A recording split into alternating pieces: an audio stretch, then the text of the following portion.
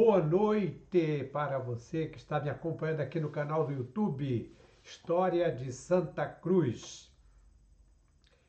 Para encerrar esta semana e também o mês de maio, hoje, dia 31 de maio de 2025, estarei apresentando Dom Pedro II, cavalgando pelos arredores da Fazenda Imperial de Santa Cruz. Esta apresentação tem por base o texto intitulado Passeio a Santa Cruz, que foi publicado pelo Museu Imperial de Petrópolis, Museu Imperial que fica localizado em Petrópolis, aqui no Rio de Janeiro, e trata-se de uma visita feita pelo imperador Dom Pedro II em dezembro, exatamente no dia de Natal. Ele chega aqui dia 25 de dezembro, dia de Natal, e permanece até o dia 29. Então ele escreveu esse texto que, no original, consta como Digressão a Santa Cruz. Quando o Museu Imperial resolveu publicar o diário, né? Então traduziu, vamos dizer, atualizou para Passeio a Santa Cruz, porque digressão é o mesmo que passeio, mas só que é um termo mais antigo. E Dom Pedro II, mais ou menos comparando com o avô, Dom João VI, e o pai, Dom Pedro I, também dava as suas fugidas para Santa Cruz. Não com o mesmo propósito de Dom João VI e Dom Pedro I, porque Dom Pedro II, Dom Pedro I, quando sai do Brasil, já tinha comprado a fazenda lá em Petrópolis, já tinha iniciado a construção da residência lá em Petrópolis, que hoje exatamente é o Museu Imperial, e tendo em vista Dom Pedro II ter se casado com uma italiana, Dona Teresa Cristina, era napolitana, e claro, clima mais ameno. Petrópolis, sem dúvida alguma, tem um clima muito mais ameno do que Santa Cruz. Inclusive, outro dia, ouvindo uma apresentação, alguém fazia comentários fazendo comparação entre Santa Cruz e Petrópolis. Então dizia, não, mas Santa Cruz teria muito mais motivo para ser uma cidade imperial do que Petrópolis. Se nós compararmos Santa Cruz com Petrópolis e também com a Quinta da Boa Vista, em termos de história, em termos de início de história, sem dúvida alguma, Santa Cruz tem muito mais material, muito mais cabedal, muito mais presença na história do Brasil e do Rio de Janeiro do que Petrópolis e do que a Quinta da Boa Vista. Porque a história de Santa Cruz, como eu tenho apresentado aqui sempre no canal, do nosso canal aqui do YouTube, ela tem início com a chegada de Cristóvão Monteiro, com a formação de uma Sesmaria lá na segunda metade do século XVI, 1565, 1567.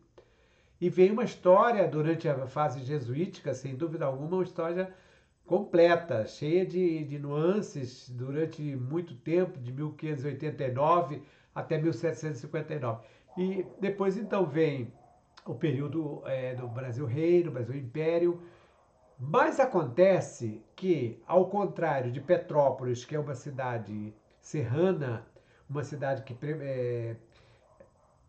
protegeu, né, manteve o seu patrimônio construído, e também da Quinta da Boa Vista, que de certa forma também deixou que esses bens patrimoniais permanecessem. Santa Cruz foi crescendo como um bairro proletário. Santa Cruz passou a receber uma população muito expressiva durante um longo tempo. E também, por Santa Cruz se encontrar afastada do centro do Rio de Janeiro, centro político, centro comercial, centro cultural e social, como é o centro mesmo da cidade, tanto que nós falávamos antigamente assim, Eu vou à cidade. Vou à cidade, quer dizer, Santa Cruz faz parte da cidade. Santa Cruz é um bairro que faz parte da cidade. Mas, se nós observarmos tanto sob o ponto de vista da geografia como da história, Santa Cruz aparece quase como se fosse um município, uma cidade. Tem muita gente aqui no Rio de Janeiro que imagina, que supõe que Santa Cruz é um município. Tem gente que não conhece muito geografia, não conhece muita história e imagina, pensa que Santa Cruz é um município. Não é, Santa Cruz é um bairro do Rio de Janeiro. Só que é um bairro bem diferente. Se nós compararmos com os demais bairros, é um bairro bem diferente, pela sua própria construção histórica.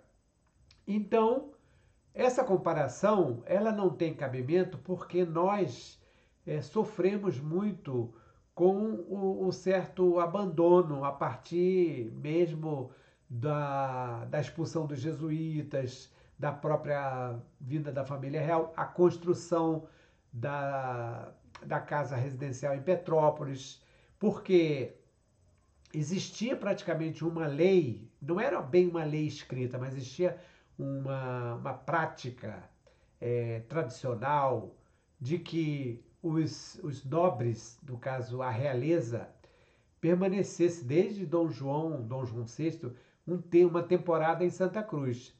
Quando Dom Pedro II passa a privilegiar Petrópolis, até eu acho que em decorrência também da própria imperatriz, e principalmente por causa da morte. Dom Pedro morreu, dois filhos homens de Dom Pedro mesmo, e Dom Afonso morreram, um deles aqui em Santa Cruz. Então essa situação vai trazer também um transtorno muito grande para a família e a família vai se afastar realmente de Santa Cruz. Então, tanto que tem gente que diz que Dom Pedro I vinha muito a Santa Cruz, Dom João VI também, mas Dom Pedro II não vinha tanto. Mas a verdade é que essa apresentação de hoje fala sobre a vinda de Dom Pedro II a Santa Cruz. E como eu disse no início, da mesma forma que o pai, Dom Pedro I, e que o avô, Dom João VI, ele também dava suas fugidas a Santa Cruz.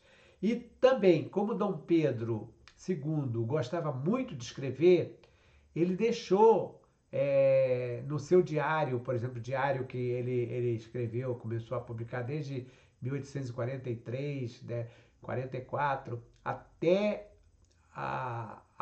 o exílio, até a saída do Brasil, 1889, ele escreve um diário. E nesse diário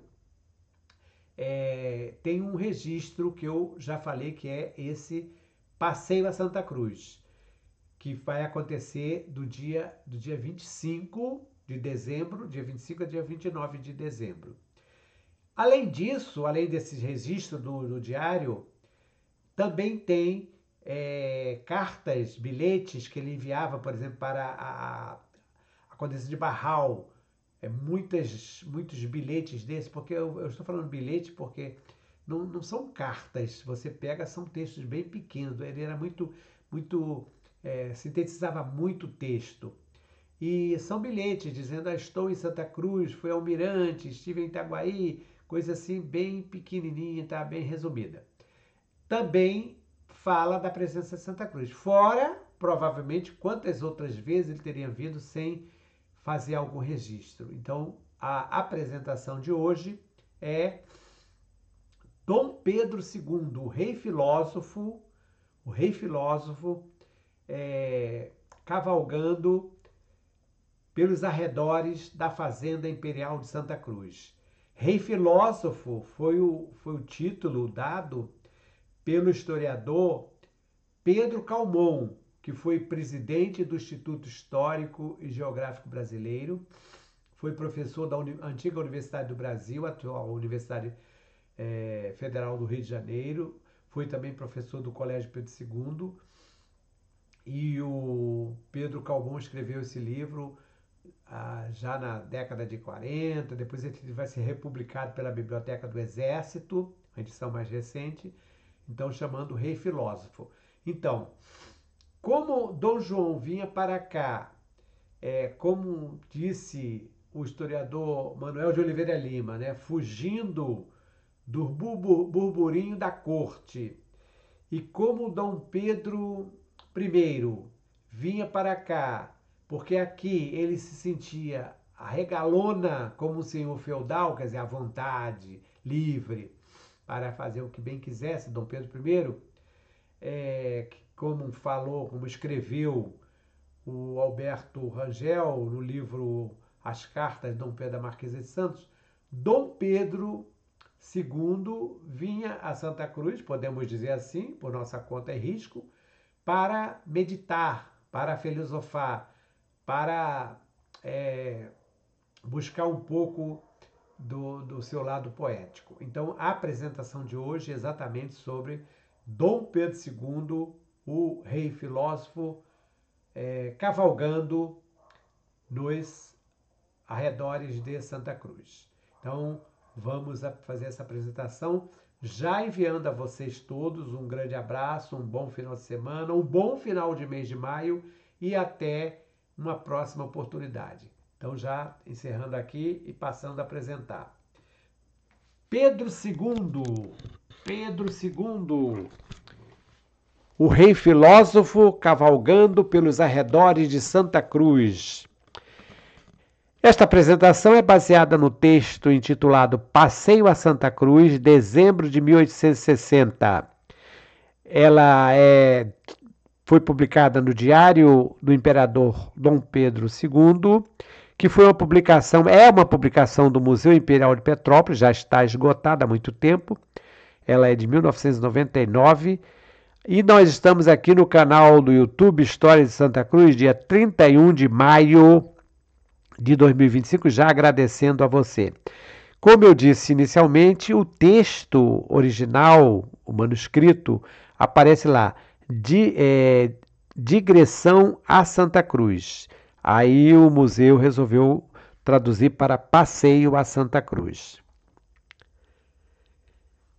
Esta é uma caricatura do Ângelo Agostini. O Ângelo Agostini fez várias caricaturas de Dom Pedro, sempre com um bom humor, então mostrando, não é aqui em Santa Cruz, mostrando Dom Pedro descendo as montanhas de Minas Gerais, não é? Ele montado a cavalo, não é? Esta questão da montaria também é sempre bom lembrar que o imperador, por exemplo, Dom Pedro I, quando faz a sua viagem em direção a São Paulo, em agosto, passa por Santa Cruz, em agosto de 1822, e no dia 7 de setembro, então, proclama a independência, segundo o relato dos historiadores, os mais fiéis, ele não estaria num cavalo, porque as imagens mostram Dom Pedro montado num cavalo, todo imponente, né? Porque o cavalo tem um significado. O cavalo, a imagem do imperador, do rei no cavalo, tem um significado de posição, reforçando a imagem do poder, do domínio, da grandiosidade. Então aqui o Ângelo Agostini não está mostrando isso, está mostrando o imperador já alquebrado, né, segurando o cavalo com uma certa dificuldade. E uma questão que eu gostaria de refletir com vocês é o seguinte: nós, desde criança, desde do primário, quando começamos a conhecer um pouco da história do Brasil, nós sempre recebemos as informações de uma imagem de Dom Pedro sério, Dom Pedro taciturno, com a barba branca, tanto que as crianças ficam assim, mas esse, quando compara Dom Pedro I com Dom Pedro II, porque Dom Pedro II quase sempre aparece com essa barba branca. E aí fala, mas é o pai? Fica na dúvida, né? Então, é muito difícil a gente imaginar, não é, o nosso imaginário ver uma presença de Dom Pedro II montado num cavalo ou numa estátua equestre, como aparece aqui. Dom Pedro II também gostava de dar as suas fugidas até Santa Cruz. Nem tanto quanto seu pai, Pedro I, que amava a fazenda porque aqui vivia a regalona como um senhor feudal, como escreveu o diplomata historiador Alberto Rangel. Nem mesmo como seu avô, Dom João VI, que vinha para o seu palácio rural para fugir do burburinho da corte, tal como imaginou o também diplomata historiador Manuel de Oliveira Lima. Eu aproveitei esse slide e coloquei duas fotos, foram tiradas por mim dessas minhas digressões ao centro histórico da cidade, mostrando Dom Pedro I localizada na Praça Tiradentes. Interessante que a praça tem o nome de Tiradentes, mas não tem uma estátua do Tiradentes. Tem a estátua de Dom Pedro I. E aqui a estátua equestre do rei Dom João VI, localizada na Praça 15, ali, bem próxima à Estação das Barcas. Fizeram muitas críticas a esta estátua de Dom João VI, porque ela foi erigida, ela foi colocada, ela foi instalada de forma que Dom João estivesse dando costas para o Rio de Janeiro, para a cidade, porque ele aqui está de frente para o mar. Então o pessoal fala assim, está vendo aí? Ele está dando as costas para o rio, mas isso é apenas uma interpretação. Manuel de Oliveira Lima, Alberto Rangel e Pedro Calmon, 3 historiadores que escreveram sobre a presença do rei Dom João VI e dos imperadores Dom Pedro I e Dom Pedro II em Santa Cruz. Então, aqui Oliveira Lima, Dom João VI no Brasil, Dom Pedro, aqui o Alberto Rangel, Cartas de Pedro I à Marquesa de Santos, e o Pedro Calmon, A Vida de Dom Pedro II, Rei Filósofo. Esse livro foi publicado na década de 40, depois a Biblioteca do Exército fez uma edição atualizada. Pedro II, intitulado de O Rei Filósofo pelo historiador Pedro Calmon, talvez preferisse estar em Santa Cruz para fazer as suas meditações, imaginar-se poeta, entregar-se às amplas reflexões no sobreado jardim do Cercadinho, ou mesmo no alto da torre sineira da Capela Imperial. Entre uma abstração e outra, o nosso monarca também saía para as suas cavalgadas, percorrendo caminhos e trilhas de uma pequena parte do povoado da extensa fazenda imperial de Santa Cruz. Como gostava de escrever, deixando inúmeros registros com anotações de quase tudo que fazia diariamente, o imperador Dom Pedro II descreve detalhadamente sua permanência em Santa Cruz entre os dias 25 e 29 de dezembro de 1860. Tem aqui uma outra charge do Ângelo Agostinho mostrando o imperador, o rei filósofo, sempre lendo, sempre escrevendo. O texto intitulado Passeio a Santa Cruz, dezembro de 1860, foi publicado no volume 7º do Diário de Dom Pedro II pelo Museu Imperial do Petrópolis, Rio de Janeiro. O Diário do Imperador Dom Pedro II, 1840 até 1891. Museu Imperial, edição do Museu Imperial Petrópolis, de 1999. É um luxuoso e bem produzido box, contendo o livro com 164 páginas e um CD-ROM. O capítulo 7º recebeu o título de Passeio a Santa Cruz, no original, Digressão a Santa Cruz, e pode ser baixado pela internet a partir do site do Museu Imperial de Petrópolis. Quer dizer, qualquer um pode ter isso em casa. Embora a vinda do imperador tenha ocorrido no período natalino e o monarca já estivesse casado há 17 anos, não há qualquer citação ao nome da imperatriz, Dona Teresa Cristina, e nem das princesas Isabel e Leopoldina, suas 2 filhas, uma com 14, a Isabel, e a Leopoldina com 13 anos, respectivamente. É sempre importante lembrar que a Leopoldina aqui é filha, porque a Leopoldina mãe, que foi casada com Dom Pedro I, né? Foi a primeira esposa de Dom Pedro I, era Leopoldina também, e a filha também Leopoldina. Então, teria o imperador Dom Pedro II passado em Santa Cruz o Natal, data mais festejada da cristandade, e ocasião propícia para o encontro das famílias, sem a companhia da esposa e das filhas adolescentes? Parece estranho, porque o Natal no Rio de Janeiro, desde a primeira metade do século XIX, até antes, né? Segundo deixou registrado o pintor francês Jean-Baptiste Debré, em duas de suas aquarelas, já era uma festa comemorada entre as famílias, com trocas de mensagens e presentes. Aqui nesse slide tem, para ilustrar, o óleo sobre tela de autoria de François-René Moreau, um recorte, né? Porque o quadro é maior. Sua esposa, Teresa Cristina, e suas filhas, a princesa Isabel, que está de azul, e Leopoldina. É um trabalho de 1857, 3 anos antes da vinda do monarca para Santa Cruz. Na relação dos bens inventariados após a expulsão dos padres jesuítas da fazenda de Santa Cruz, aparecem imagens de presépios, alegorias, pastores, reis magos e objetos, tudo deixando a entender que já no século XVIII o Natal era comemorado de forma festiva e religiosa aqui em Santa Cruz. Jean-Baptiste Debré fez pelo menos 2 aquarelas com temas natalinos, como teria sido o Natal de 1860 aqui, como teria sido o Natal em 1860 aqui em Santa Cruz. Nada tem escrito sobre isso nessa digressão, nem Dom Pedro quando está no palácio, nem quando ele sai. Tem aqui essa aquarela de Debré mostrando alguns escravizados levando prêmios, presentes. São aves, são porcos, perus, comidas, isso aí eram os presentes que eles davam antigamente.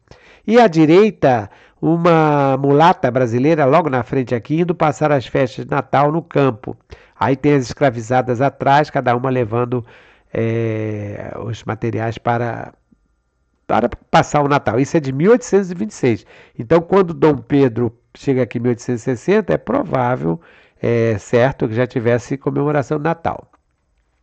Em pleno dia de Natal de 1860, que havia caído em uma terça-feira, Dom Pedro parte da estação ferroviária da Quinta da Boa Vista às 5 horas e 20 minutos e chega em Santa Cruz às 3 horas da tarde, após passar por Sapopemba, que é a atual estação de Deodoro, né? Campinho e Bangu. Com apenas 35 anos, Dom Pedro já se mostrava cansado, pois escreveu que às 8h30 foi descansar. Então, aqui no diário dele, ele diz que foi dormir 8h30. Afinal, o monarca havia embarcado de madrugada e cumprido extensa programação de visitas ao batalhão de engenheiros, escola de tiro, onde fez uma espécie de inspeção geral, anotando e comentando tudo, desde a conservação do prédio da escola, condições de armamento individual dos militares e peça de artilharia cidadã, assinalando que a escrituração não se encontrava em dia, embora ponderando que ainda se começava a cumprir o decreto de 8 de maio de 1859. Foi mais ou menos o ano que foi criada a escola de tiro, essa chamada escola de tiro de Campo Grande, que não ficava no bairro de Campo Grande. Escreveu Dom Pedro II, mostraram-me um instrumento curioso de invenção de José Mariano de Matos, que reúne em si os fins do nível de ponta para marcar os pontos de maior altura da peça, do quadrante para calcular o ângulo de elevação e da mira. Está feito para servir no obus de 4,5 polegadas colocado sobre a culatra. Então, aqui eu coloquei uma imagem para dar a ideia mais ou menos de que poderia ser um instrumento parecido com esse. Então, Dom Pedro, além de fazer a inspeção, ele vai também participar de algumas demonstrações, que eles vão fazer demonstrações de tiro. E ele, nessa visita que ele faz tanto ao quartel do Batalhão de Engenheiros, o Batalhão de Engenheiros não ficava em Santa Cruz naquela época, ficava lá em Deodoro, que é Sapopemba, aquela região toda. Ele vai fazer comentários sobre os armamentos individuais, sobre os uniformes, enfim, ele vem quase como se para fazer uma inspeção, nem parece o imperador. Na quarta-feira, 26 de dezembro pela manhã, após se despertado com o estrondo da trovoada às 4 horas da madrugada e ter permanecido de pé, preocupado com as chuvas que não caíram, o monarca diz ter bebido um bom copo de leite mugido da vaca, ter montado a cavalo e seguido pelo aterrado de Itaguaí. Esta imagem do Google Earth mostra para vocês aqui o antigo aterrado de Itaguaí, que é a atual Avenida João 23. Aqui à direita, onde tem esse pontinho vermelho, está escrito Hospital Municipal Pedro II. Exatamente ali, um pouco mais onde está escrito Central, é onde fica o quartel. Ali começa essa primeira cavalgada, que nós estamos falando da cavalgada do Imperador Filósofo, e vai até praticamente onde hoje tem a Térnio, ali onde tem a Escola Japão, essa parte toda. Como sabemos, o aterrado de Itaguaí é o mesmo trajeto da atual Avenida João 23, seguindo a partir da Praça do Gado em direção à área ocupada pelas empresas industriais. Na primeira cavalgada pelos arredores de Santa Cruz, informa o imperador ter chegado às 10 horas, depois de percorrer todo o aterrado de Itaguaí até o campo de Roma, seguindo em direção ao Curtume e retornando pela estrada do Morro do Ar. Vejam vocês que a cavalgada ele sai às 6 horas da manhã, depois de tomar o leite. Esse leite vai dar dor de barriga nele, ele vai comentar depois. Ele segue até o aterrado, dali ele vai para o Curtume, que já é lá para cima, passa pela Ponte dos Jesuítas e faz comentários, Olaria e Ponte dos Jesuítas. Em cada um dos locais por onde cavalga, o atento e perspicaz imperador, quase como se estivesse na obrigação de apresentar um circunstanciado relatório, vai fazendo anotações que constam do texto da sua digressão a Santa Cruz. Pedro II descreve, por exemplo, ter visto uma grande plantação de arroz arado e que o Rio São Francisco precisa muitíssimo ser limpo, mantendo a umidade do campo a Tiririca. Mais adiante inspeciona a Olaria, o Curtume, passa pela Ponte dos Jesuítas, quando anotou: a ponte tem ruína nos pegões. Os pegões são pilares de sustentação. E cumpre também cuidar da represa das águas a fim de fertilizar os campos. A Olaria, aqui a imagem, que é aquele desenho amigo de pena do coronel Conrado Jacó de Niemeyer, de 1848, 12 anos antes da visita do imperador Dom Pedro II. Os pegões, então, são essas partes que tem ao lado dos arcos, que Dom Pedro II diz que precisam de ser reparados. E as comportas, né, da represa, elas ficam do lado esquerdo, exatamente onde tem aquela parte de orifício que eu fiz uma apresentação ontem mostrando sobre isso. Anotando tudo nos seus mínimos detalhes, o imperador Dom Pedro II, no seu texto de dezembro de 1860, nos oferece com precisão um pormenorizado, cheio de pormenores, né? Relatório de como se encontrava a fazenda imperial de Santa Cruz naqueles dias que permaneceu aqui. O monarca descreve a situação do hospital, menciona o roubo da porta do cemitério, acrescenta ter visto carneiro nas proximidades da Fonte da Carioca e Morro da Conceição, diz ter assistido a um rodeio de cavalhada e alcança o campo de São José, onde toma novamente a sua montaria para ver o campo limitado pelo aterrado de Itaguaí, Vale do Itá, Praia, Estrada de Sepetiba e Matos do Curral, o Curral Falso. Então, Dom Pedro, né, nessa digressão aqui, ele pega uma caleça, uma carruagem, mas quando ele chega no campo de São José, ali nas proximidades do Matadouro, da base, ele já pega a montaria, porque ele vai seguir para Sepetiba. O hospital vai bem, e só notei a falta de caixa de trepanação. Essa caixa de trepanação é um tipo de aparelho usado para perfurar ossos. As estradas de pau, os estrados de pau nas camas de ferro e a pouca comida às crianças até 7 anos, porque não podem comer a casa. Isso é que ele sentiu falta, né? São de serviço masculino 43 e feminino 37. E não de serviço 102, total 182. Cada uma recebendo uma cuia pequena, sem ser cheia, e um pedaço de carne boiando em caldo misturado com farinha. Há muitos vidros quebrados nas vidraçarias. Observe aqui uma foto do Hospital Imperial, isso é bem depois, quando ela já tinha, porque depois que termina, que a monarquia é extinta, o hospital se transforma na residência do campeiro Mó.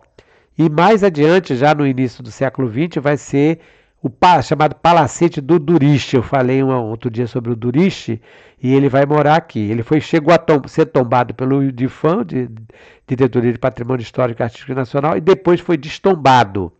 Então era uma construção imponente que inclusive tinha janelas de vidro, que era uma coisa rara naquela época, como eu já falei, se usava muito couro para fechar as portas e as janelas.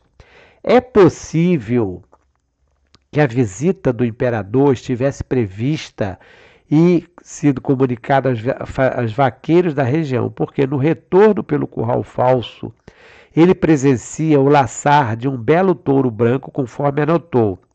Segui até as valas da Goiaba em Sapucu e, voltando ao curral, assisti ao laçar de um belo touro branco da fazenda, da qual havia mais 8, com outro gado vacuno de particulares, apenas para a tranquilidade dos touros.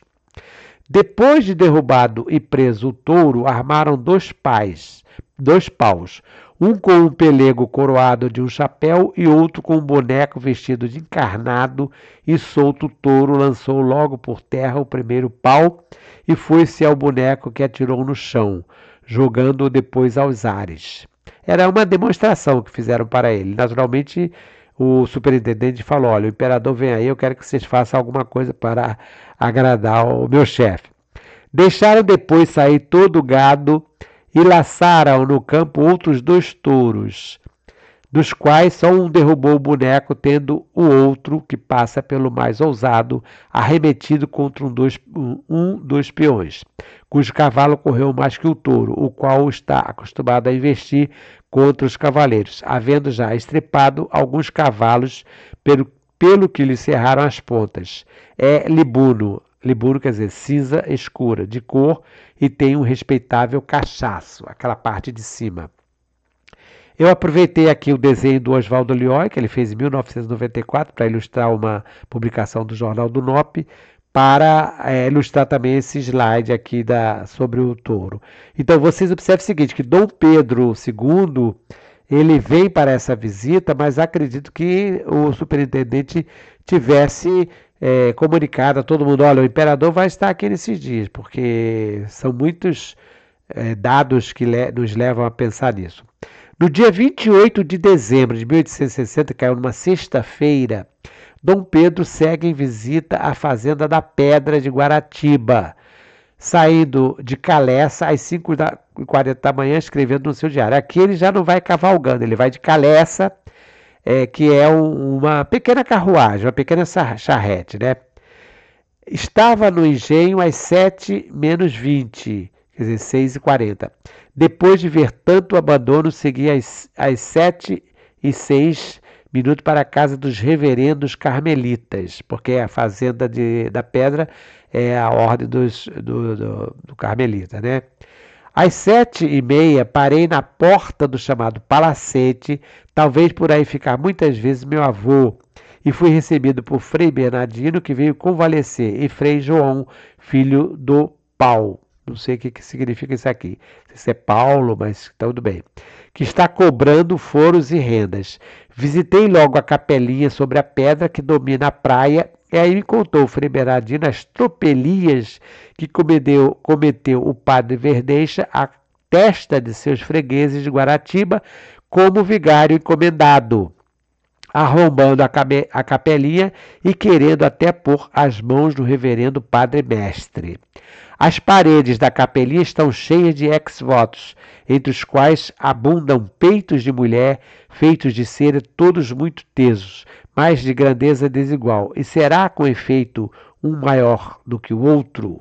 Pergunta ele. Ainda não apurei tantos os meus estudos anatômicos. Os ex-votos são imagens feitas com cera. Quando os fiéis, né, os crentes, os católicos, acreditam, por exemplo, que pode fazer uma promessa, uma invocação a Deus, a um santo, para curar uma determinada doença, então eles fazem. Então, aqui no caso dos peitos, né, dos seios, que são, isso coloca lá para pedir a intercessão, alguma doença, algum problema assim. Também tem mãos, braços. Isso tem no Nordeste, naquelas capelas do interior. Isso, todas as capelas do interior, aqui no Rio também tem. Essas capelas mais simples. Tem esses ex-votos. Tem a igreja de Nossa Senhora do Desterro, a capelinha, fica na rua Barros de Alarcão. Tirei essa foto aqui do site da Arquidiocese para que vocês possam ter uma imagem de como era a capela. Trata-se, aqui no Rio de Janeiro, de uma das mais antigas. Se eu não me engano, eu acho que é a terceira capela mais antigas do Rio de Janeiro, uma das mais antigas. O imperador Dom Pedro II, ouvindo atenciosamente as reclamações dos moradores de Pedra de Guaratiba, o monarca almoça com os frades carmelitas e bem cedo, olha só, almoço 9 horas da manhã.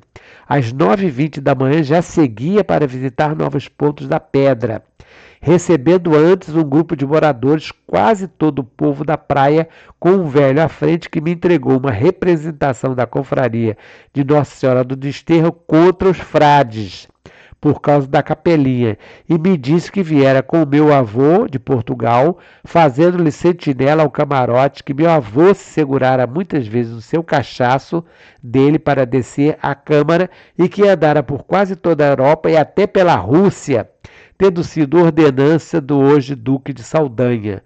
Segundo ouvi ao Cabral, chama-se Faustino e parece ser o maioral da Praia da Pedra. Recomendei o negócio ao Ministério do Império, para ver se prega a conciliação dos reverendos.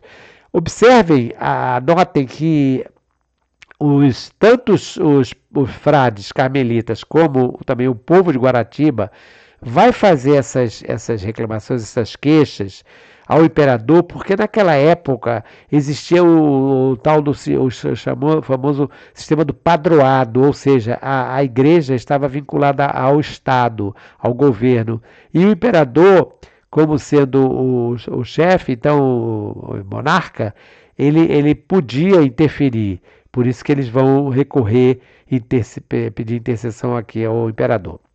Aqui tem o brasão dos carmelistas, né, que traduzido aqui em italiano, zelo, zelatus sum pro Domine, Deo exercitum. Com zelo tenho sido zeloso pelo Senhor, Deus dos exércitos.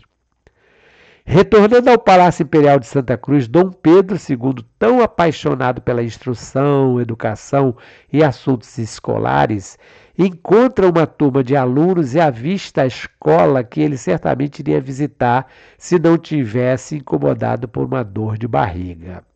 Escreveu Dom Pedro. Cumpre examinar na cidade os títulos das terras da pedra para melhor decidir a questão do local para a colônia, havendo aí a vantagem da comunicação fácil com Santa Cruz, quer povoação da costa. O lugar da pedra é muito salubre, e das fazendas dos frades só houve 3 casos de cólera e nenhum no povoado da praia para onde acudiu gente de Guaratiba. Na volta estavam meninos na escola, que não me parece má como edifício, olhando por fora, não tendo entrado para não apanhar sol mais ardente quando seguisse, e não me consentirem os intestinos muita demora. Li, passei pelo sono e tornei a ler até perto das 4h30 que recebi carta de São Cristóvão aos jornais. Eu aproveitei esse li, passei pelo sono, pegar essa caricatura do Ângelo Agostini, mostrando Dom Pedro com o jornal O País. O jornal O País era um dos poucos jornais que estava sempre enaltecendo, sempre elogiando Dom Pedro. Só mais adiante, já na República, é que o jornal O País vai mudar de casaca. Mas Dom Pedro era um leitor voraz de jornais. Então isso aqui é só para ilustrar. Encerrando, jantando às 4h30 da tarde, de fazer a leitura de jornais que haviam chegado de São Cristóvão, de anotar algumas observações sobre o tempo, trovejando com chuva e vento, Dom Pedro volta a se queixar da dor de barriga. Tenho sido um pouco atrapalhado pelos intestinos, a que atribuiu ao leite talvez seja um bem para a saúde. É verdade. Agora imagine vocês tomar um leite de mugido da vaca, diretamente do peito, aquele leite gorduroso, leite puro, porque o nosso leite hoje é todo artificial, né?